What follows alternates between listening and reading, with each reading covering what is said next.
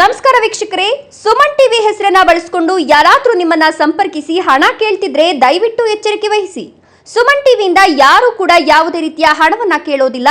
ಇಂತಹ ಯಾವುದೇ ಘಟನೆ ನಿಮ್ಮ ಗಮನಕ್ಕೆ ಬಂದ್ರೆ ದಯವಿಟ್ಟು ಕೆಳಗಡೆ ನೀಡಿರುವ ನಮ್ಮ ಅಧಿಕೃತ ಕಚೇರಿ ಸಂಖ್ಯೆಗೆ ತಕ್ಷಣ ಕರೆ ಮಾಡಿ ಮಾಹಿತಿ ನೀಡಿ. ನಿಮ್ಮ ಒಂದು ಕರೆ ಮೂಲಕ ಮೋಸಗಾರರ ವಿರುದ್ಧ ಕಠಿಣ ಕ್ರಮ ಕೈಗೊಳ್ಳಲಾಗುತ್ತದೆ. ಧನ್ಯವಾದಗಳು. ಸುಮನ್ ಟಿವಿ.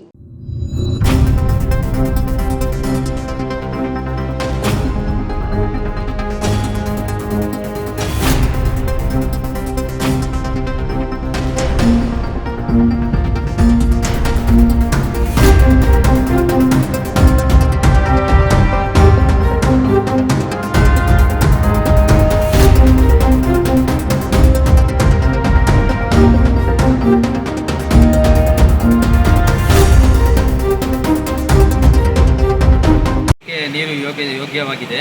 ಇದು ಕುಡಿಯೋದ್ರಿಂದ ಏನೂ ತೊಂದರೆ ಇಲ್ಲ. ಇಲ್ಲಿ ಪಕ್ಕದಲ್ಲಿ ಕಂದವಾರದ ಕೆರೆ ಹೆಚ್ಚಿನ ಮೇಲೆ ನೀರು ಬರ್ತಾ ಇದೆ. ಅದರ ನೀರು ಇದರೊಳಗಡೆ ಏನು ಮಿಕ್ಸ್ ಆಗಿಲ್ಲ.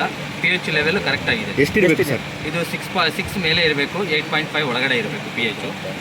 ತುಂಬ ನೀರು ಚೆನ್ನಾಗಿದೆ. ಫಿಲ್ಟರ್ ಮಾಡಿ ಕುಡಿಬೇಕಾ, ಹಂಗೆ ಕುಡಿಬೋದಾ? ಇಲ್ಲ, ಫಿಲ್ಟರ್ ಮಾಡಿ ಕುಡಿದ್ರೂ ಚೆನ್ನಾಗಿರುತ್ತೆ. ಹಾಗೆ ಕುಡಿದ್ರೂ ಏನೂ ತೊಂದರೆ ಇಲ್ಲ. ಏನು ಆರೋಗ್ಯಕ್ಕೆ ಈಗ ಹಲವಾರು ಆರೋಪಗಳಿದೆ. ಇಲ್ಲ, ನಾವು ಕಿಡ್ನಿ ಸಮಸ್ಯೆ, ಕ್ಯಾನ್ಸರ್ ಪೇಷಂಟ್ಗಳು ಆಗ್ತಿದ್ದಾರೆ ಇದರಿಂದ ಅಂತ ಏನು ಹೇಳ್ತೀರಿ? ಈಗ ನೋಡಿ, pH ಮಾನದಂಡಗಳೇನಿದೆ 6ರಿಂದ 8.5. ಇವತ್ತು ನಾವು ಬಿಸ್ಲರಿ ವಾಟರ್ ಇರ್ಬೋದು, ಅದರದ್ದೇ ಆದ ಸಂಸ್ಕರಣೆ ಹಂತಗಳಲ್ಲಿ ಅವರು pH ಲೆವೆಲ್ನ ಗುಣಮಟ್ಟವನ್ನು ಕಡಿಮೆ ಇದ್ದಾಗ ಅದನ್ನು ಇಂಕ್ರೀಸ್ ಮಾಡಿ ಅದಕ್ಕೇನು ಮಿನರಲ್ಗಳು ಲವಣಾಂಶಗಳನ್ನ ಸೇರಿಸಿ ಇವತ್ತು ಮಾರುಕಟ್ಟೆಯಲ್ಲಿ ಪ್ರತಿಯೊಂದು ಲೀಟ್ರ್ 600, 700, 1000 ರೂಪಾಯಿವರೆಗೂ ಇದೆ. ಇವತ್ತು pH ಲೆವೆಲ್ ಗುಣಮಟ್ಟ ಅದರಲ್ಲಿ ಮೆನ್ಷನ್ ಮಾಡಿರ್ತಾರೆ, ತಾವು ಗಮನಿಸ್ಬೋದು. ಈ ಇವಿಯಾನ್ ವಾಟರ್ಗಳೇನಿದ್ದಾವೆ ಅಥವಾ pH ಬ್ಯಾಲೆನ್ಸ್ಡ್ ವಾಟರ್ ಅಂತ ಕೂಡ ಬರುತ್ತೆ. ಇದರ ಅರ್ಥ 6ರಿಂದ 8 ಒಳಗಡೆ, 8.5 ಒಳಗಡೆ ಏನು ಪ್ಯಾರಾಮೀಟರ್ಸ್ ಮಾನದಂಡಗಳಿದೆ ಅದು ಕುಡಿಯೋಕ್ಕೆ ಯೋಗ್ಯ. ಅದರ ಯಾವುದೇ ರೀತಿ ಹಾನಿಕಾರಕ ಇಲ್ಲ. ಆದರೂ ಕೂಡ ಈ ನೀರನ್ನು ಕೂಡ ನಾವು ಮಾದರಿಯನ್ನು ಸಂಗ್ರಹಿಸಿ ಇದು ಪರೀಕ್ಷೆಗೆ ಕಳಿಸುವಂಥ ಕೆಲಸ ಮಾಡಿದ್ದೇವೆ. ಇವತ್ತು ತಮ್ಮ ಮಾಧ್ಯಮಗಳ ಮುಖಾಂತರ ತಿಳಿಸ್ತಾ ಇದ್ದೀನಿ. ಯಾರು ಆತಂಕಕ್ಕೆ ಒಳಗಾಗಬೇಡಿ. ಫಲಿತಾಂಶ ಬಂದ ನಂತರ ಇಡೀ ಚಿಕ್ಕಬಳ್ಳಾಪುರ ಜನತೆಗೆ, ರಾಜ್ಯದ ಜನತೆಗೆ ಈ ಸತ್ಯವನ್ನು ಹೊರಗಡೆ ಇಡುವಂಥ ಕೆಲಸ, ಬಯಲು ಮಾಡುವಂಥ ಸತ್ಯ ಏನಿದೆ, ನಮಗೆ ಏನು ಅಪಪ್ರಚಾರ ಆಗಿದೆ ನಮ್ಮ ತಾಲೂಕಿನ ಮೇಲೆ, ನಮ್ಮ ನಗರವಾಸಿಗಳಿಗೆ ಆತಂಕವನ್ನು ಸೃಷ್ಟಿಯಾಗಿದೆ, ಅದನ್ನು ದೂರ ಮಾಡುವಂಥ ಕೆಲಸ ನಮ್ಮ ಜೈಶ ಫೌಂಡೇಶನ್ ಸಂಸ್ಥೆ ಮುಖಾಂತರ ಹಾಗೂ ನಗರಸಭೆಯ ಪರವಾಗಿ ಅವರು ಅಧ್ಯಕ್ಷರು ಬಂದಿದ್ದಾರೆ. ಎಲ್ಲರ ಸಹಯೋಗದೊಂದಿಗೆ ಅದನ್ನು ದೂರ ಮಾಡೋ ಕೆಲಸ ನಾವು ಮಾಡ್ತೀವಿ. ಯಾವ್ಯಾವ ಟೆಸ್ಟ್ ಕಳಿಸ್ತೀರಾ ಸರ್? ಈಗ ಅದರದ್ದೇ ಆದ ಪ್ಯಾರಾಮೀಟರ್ಸ್ ಇದೆ ಕುಡಿಯೋ ನೀರಿಗೆ. ಈಗ ನಗರಸಭೆಯಿಂದ ಎಷ್ಟೋ ಜನಗಳಿಗೆ ಗೊತ್ತಿಲ್ಲ, ಅಧ್ಯಕ್ಷರು ಅದನ್ನು ತಿಳಿಸಿದ್ರೆ ಉತ್ತಮ ಅಂತ ಕಾಣಿಸುತ್ತೆ. ಹೇಳಿ ಅಧ್ಯಕ್ಷ. ಇವತ್ತು ಏನು ನಾವು ಸುಮಾರು ಕಳೆದ ಅವಧಿಯಲ್ಲಿ ಮೊನ್ನೆ ಡಾಕ್ಟರ್ ಸುಧಾಕರ್ ಅವರು ಚಿಕ್ಕಬಳ್ಳಾಪುರದ ಪರಿಸ್ಥಿತಿ 1500ರಿಂದ 2000 ಅಡಿಗಳ ಅಂತರ್ಜಲ ಕುಸಿತೋಗಿತ್ತು. ಇವತ್ತು ನಾವು ನಗರಸಭೆಯಲ್ಲಿ ಸುಮಾರು 100 ಬೋರ್ವೆಲ್ಗಳು ಹಾಕಿದ್ದೀವಿ.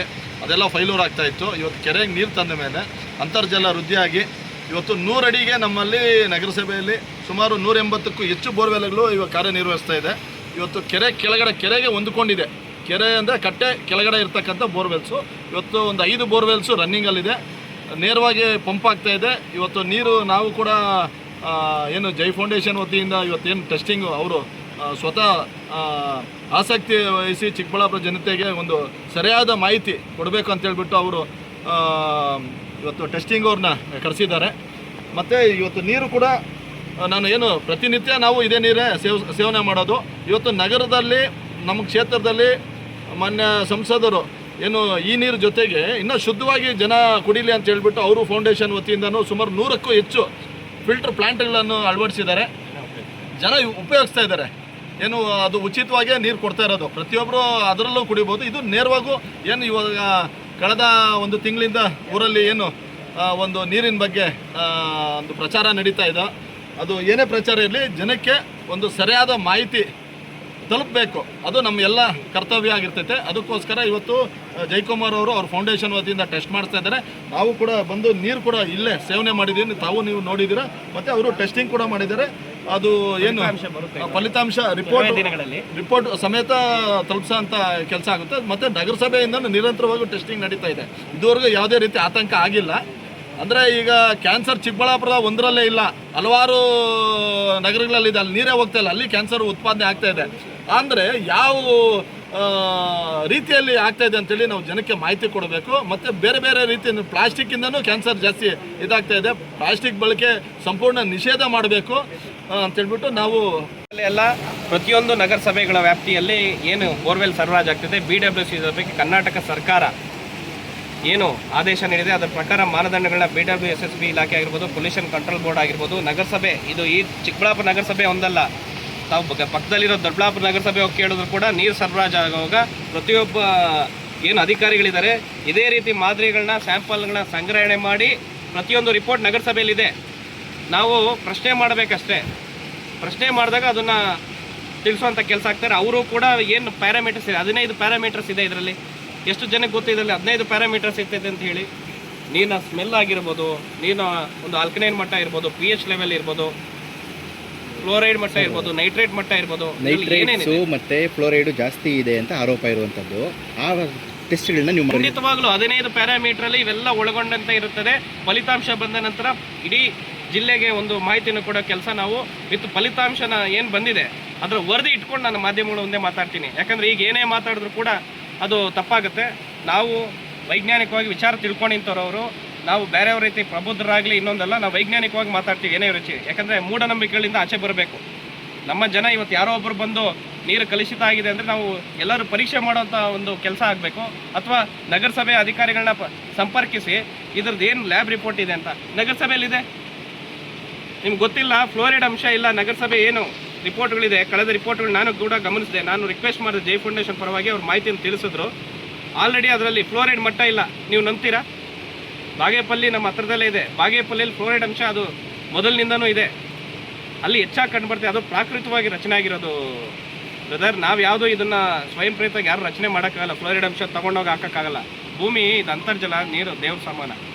ಇವತ್ತು ಇದೇ ಅಂತರ್ಜಲ ಭೂಮಿಯಲ್ಲಿ ಏನು ಕುಸಿದಿತ್ತು 10-15 ವರ್ಷದಿಂದ ಅವೆಲ್ಲ ಮರಿಬಾರ್ದು. ನಾವು ಇವತ್ತು ಏನು ನಮ್ಮ ರೈತರುಗಳು ಏನಿದ್ದಾರೆ ಇವತ್ತು ಬೆಳೆ ಬೆಳೆದು ಅವರು ಒಂದು ಜೀವನ ಸಾಕ್ತಾ ಇದ್ದಾರೆ. ಈ ರೀತಿ ಅಪಪ್ರಚಾರ ಉಂಟಾದಾಗ ಬೆಳೆ ನಷ್ಟ ಆದರೆ ಅವ್ರು ಬೆಳೆದಿರೋ ಬೆಳೆ ಯಾರು ತೊಗೊಂಡಿಲ್ಲ, ತರಕಾರಿಗಳು ತೊಗೊಂಡಿಲ್ಲ, ಹಣ್ಣು ತೊಗೊಂಡಿಲ್ಲ ಅಂದರೆ ನಷ್ಟ ಬರ್ಸೋರು ಯಾರು?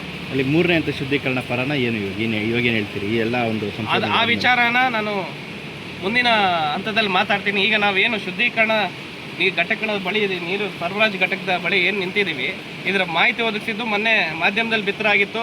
ಕಂದವಾರ ಕೆರೆ ಪಕ್ಕದಲ್ಲಿ ನೀರು, ಟಾಯ್ಲೆಟ್ ನೀರು, ಕೈಗಾರಿಕಾ ತ್ಯಾಜ್ಯ. ಯಾವ ಕೈಗಾರಿಕಾ ತ್ಯಾಜ್ಯ ಇದೆ ಅಂತ ತಾವು ಮಾಧ್ಯಮದವ್ರು ತಿಳಿಸ್ಕೊಟ್ರೆ ನಾನು ಕೂಡಲೇ ಕೈಗಾರಿಕೆಗೆ ನಾನೇ ಸಂಪರ್ಕಿಸಿ ನಾನು ಕೈಗಾರಿಕಾ ಸಚಿವರಿಗೆ ಮನವಿ ಮಾಡಿ ಬಂದ್ ಮಾಡೋ ಕೆಲಸ. ಕೈಗಾರಿಕೆಯನ್ನು ಬಂದ್ ಮಾಡ್ತೀನಿ ನಾನು, ಜನಗಳಿಗೆ ತಾಲೂಕು ಬಂದ್ ಮಾಡಿಸಲ್ಲ, ನಾನು ಕೈಗಾರಿಕೆಗಳನ್ನ ಬಂದ್ ಮಾಡಿಸ್ತೀನಿ. ನೀರೇನಾಗಾದ್ರೆ ದಯವಿಟ್ಟು ನಗರವಾಸಿಗಳು ಏನು 5ರಿಂದ 7 ವಾರ್ಡ್ಗೆ ಸರಬರಾಜು ಆಗ್ತಾ ಇದೆ ನೀರನ್ನ ಕುಡಿಯೋರು ಯಾರು ಆತಂಕಕ್ಕೆ ಒಳಗಾಗಬೇಡಿ. ನೋಡಿ, ಕೆಲವರಿಗೆ ಗೊಂದಲ ಇರುತ್ತೆ. ನಮ್ಮ ಮಾಧ್ಯಮದಲ್ಲಿ ಮನವಿ ಮಾಡ್ಕೊತೀನಿ, ನೀರಿನ ಮಾದರಿ ಸಂಗ್ರಹಣೆ ಮಾಡೋದೇ ಅದರದೇ ಆದಂಥ ವಿಧಾನಗಳಿದ್ದಾವೆ. ಪರೀಕ್ಷೆಗೆ ಒಳಪಡಿಸೋದಲ್ಲ. ಸಂಶೋಧಕರು ಏನಿದ್ದಾರೆ ಅದರದ್ದೇ ಆದ ಒಂದು ಮಾನದಂಡಗಳ ಮುಖಾಂತರವಾಗಿ ಅವ್ರನ್ನ ನೀರಿನ ಸ್ಯಾಂಪಲ್ಗಳನ್ನ ಸಂಗ್ರಹಣೆ ಮಾಡಿ ಅದನ್ನು ಫ್ರೀಜರ್ ಮುಖಾಂತರ ಒಂದು ಸ್ಟೋರೇಜನ್ನು ಮಾಡುವಂಥ ವ್ಯವಸ್ಥೆ ಮಾಡ್ತಾರೆ ಪರೀಕ್ಷಾಲಯಕ್ಕೆ ಕಳಿಸುವವರೆಗೂ. ಆತಂಕ ಏನಿದೆ ನಮಗೆ ಗಜೇಂದ್ರ ಅವರೇ, ನಗರಸಭೆಯವರು ಕೊಳಚೆ ನೀರು, ಟಾಯ್ಲೆಟ್ ನೀರು ಅಥವಾ ನೋಡಿ ಗಜೇಂದ್ರ ಅವರವರು ತಮ್ಮೆಲ್ಲರ ಮಾಧ್ಯಮದ ಮುಂದೆ ಕುಡಿತಾ ಇದ್ರು. ಸಿಹಿ ನೀರಿದೆಯಾ, ಉಪ್ಪು ನೀರಿದೆಯಾ? Sweet water.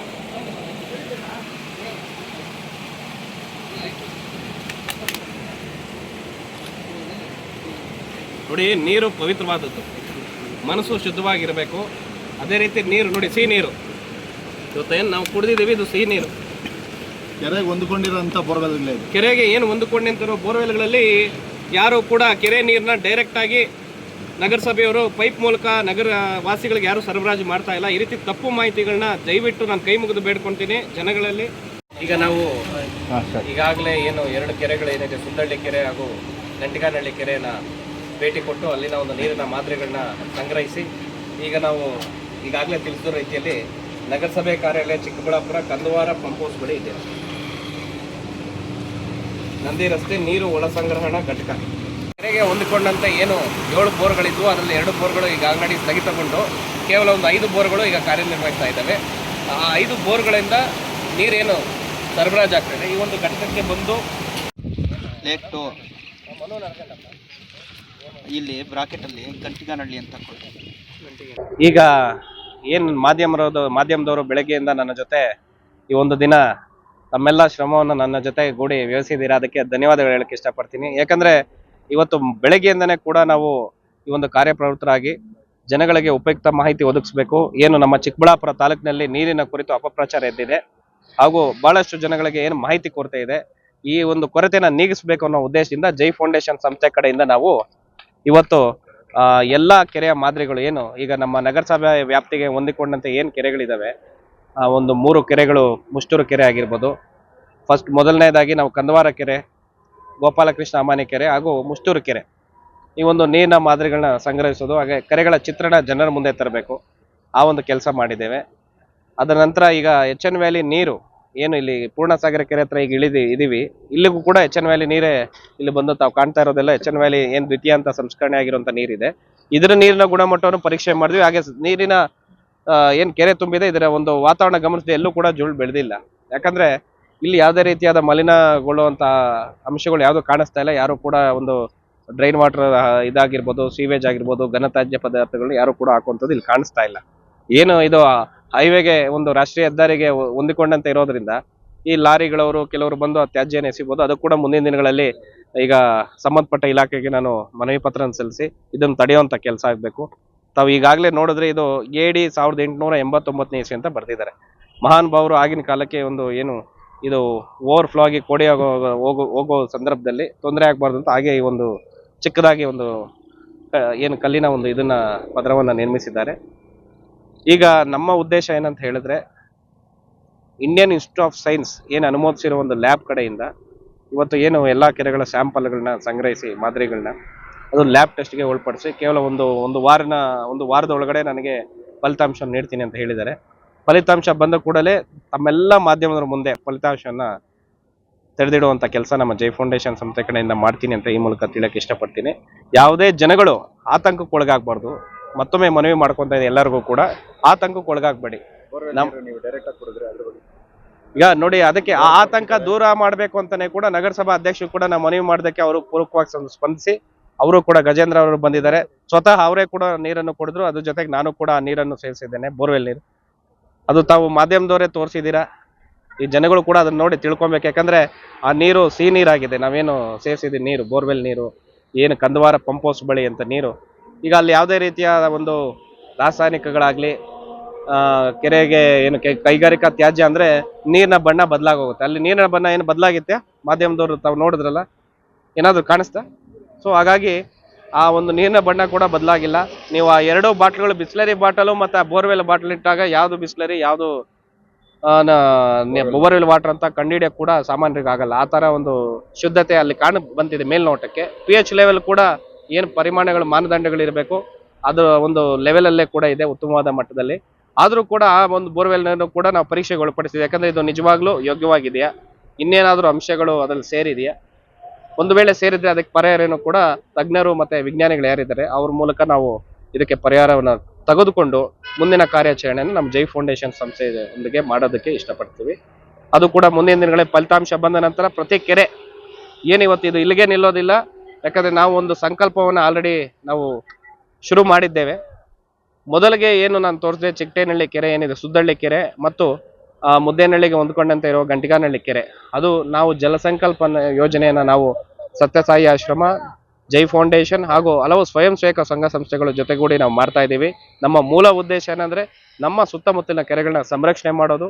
ಏನು ಕೆರೆಗಳಲ್ಲಿ ಬೆಳೆದಿರೋ ಜೊಳ್ಳುಗಳು, ಏನು ಜೊಂಡು ವಾಟರ್ ಐಸಿಂತ ಏನಂತಾರೆ, ಅದನ್ನ ನಿರ್ಮೂಲನೆ ಮಾಡಿ ಕೆರೆಯ ವಾತಾವರಣ, ಸುತ್ತಮುತ್ತಲಿನ ಪರಿಸರ ಏನಿದೆ ಸ್ವಚ್ಛವಾಗಿ ಇಟ್ಕೊಳ್ಳೋದಕ್ಕೆ ಜನರಿಗೆ ಒಂದು ಉಪಯುಕ್ತವಾದ ಮಾಹಿತಿಯನ್ನು ಒದಗಿಸುವಂತ ಕೆಲಸ ನಾವು ಮಾಡ್ತೀವಿ. ನನ್ನ ಏನು ಹೋರಾಟ ಇದೆ ಈ ರೀತಿಯ ಒಂದು ಅಪಪ್ರಚಾರದ ವಿರುದ್ಧ ಇರ್ತೇವೆ ಹೊರತು ಅದ್ರ ಜೊತೆಗೆ ಈ ಒಂದು ಕೆರೆಗಳೇನಿದೆ ಸಂರಕ್ಷಣೆ ಮಾಡೋದಕ್ಕೆ ಸದಾ ನಮ್ಮ ಜೈ ಫೌಂಡೇಶನ್ ಬದ್ಧರಾಗಿರ್ತೀವಿ. ಏನೀಗ HN ವ್ಯಾಲಿ ವ್ಯಾಪ್ತಿಯಲ್ಲಿ ಈಗಾಗಲೇ ತಿಳಿಸಿದಂಗೆ 44 ಕೆರೆಗಳಿದ್ದಾವೆ.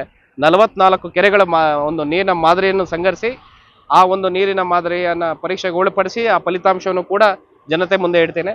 ಮುಂದಿನ ದಿನಗಳಲ್ಲಿ ಫಲಿತಾಂಶ ಬಂದ ನಂತರ ಯಾವ್ಯಾವ ಕೆರೆಗೆ ನಮ್ಮ ಒಂದು ಜಲಸಂಕಲ್ಪ ಯೋಜನೆ ಅಗತ್ಯವಿದೆ ನಾವೆಲ್ಲರೂ ಕೂಡಿ ಏನು ಸ್ವಯಂ ಸೇವಕರ ಜೊತೆಗೂಡಿ ಆ ಊರಿನ ಏನು ಹಿರಿಯರಿದ್ದಾರೆ, ನಾಗರಿಕರಿದ್ದಾರೆ ಹಾಗೂ ಸ್ವಯಂ ಸೇವಾ ಸಂಸ್ಥೆಗಳಿದ್ದಾರೆ, ಎಲ್ಲರೂ ಜೊತೆಗೂಡಿ ಕೆಲಸ ಮಾಡೋಣ. ಇಲ್ಲಿ ಯಾವುದೇ ಒಂದು ವ್ಯಕ್ತಿಯ ವಿಚಾರ ಅಲ್ಲ, ಇಲ್ಲಿ ಜಲ ಸಂಕಲ್ಪ ಆ ಅಭಿಯಾನದಡಿಗೆ ಎಲ್ಲರೂ ಸೇರಿ ಕೆಲಸ ಮಾಡೋಣ ಅಂತ ಈ ಮೂಲಕ ಮತ್ತೊಮ್ಮೆ ಮನವಿ ಮಾಡ್ಕೊತೀನಿ. ಎಲ್ಲರಿಗೂ ಒಳ್ಳೆಯದಾಗಲಿ. ನಮಸ್ಕಾರ.